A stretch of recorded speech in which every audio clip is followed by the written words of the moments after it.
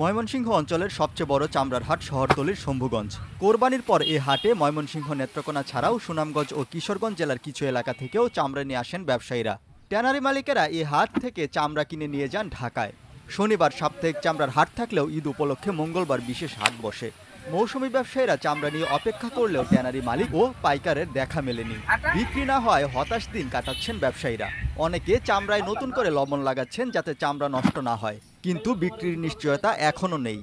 এমন অবস্থা কি না কিনলে কই বেসমু, বাজার আহা দেখে দেখে জায়গা না কিনলে আমরা কই বেসমু, ট্যানারি মালিকটা আহা দেখে দেখে জায়গা। অনেক চামড়া দাম করে আপনার 600-700 টাকা দাম করে, এরপর আরো 20 টাকা বাদ দেয়। আর গায়ের চামড়া তো আপনার দামই কয় না, 100 টাকা কয়। আইসি সামনে শুক্রবার দিন মাল ব্যবসা আইসি না, গেছি গা আবার আইসি কালকা মাল লবণ লাগাইছি দিছি।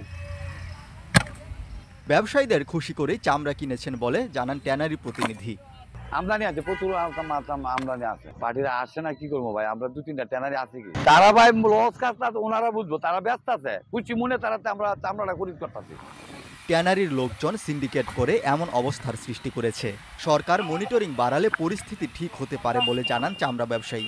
এটা মূলত আমরা ধারণা করতেছি যে চামড়া বাজারের রেটটা কম হওয়ার জন্য ক্রেতারাও ছাড়তে চাইতেছে না, বা বিক্রেতারাও চাইতেছে যে একটু কমে যদি কেনা যায়, ব্যবসায়ীরা যদি দরটা ছেড়ে চামড়া ছাড়ে, হয়তো এরকম একটা আশায় তারা আসে না। আর সরকার এটা মনিটরিং করুক, মাঠের ভিতরে লোক পাড়াও, ট্যানারিরা যে এই সমস্ত করতেছে সিন্ডিকেট করে এটার প্রতিক্রিয়া করে মরে যাবো, রাস্তায় বসবো।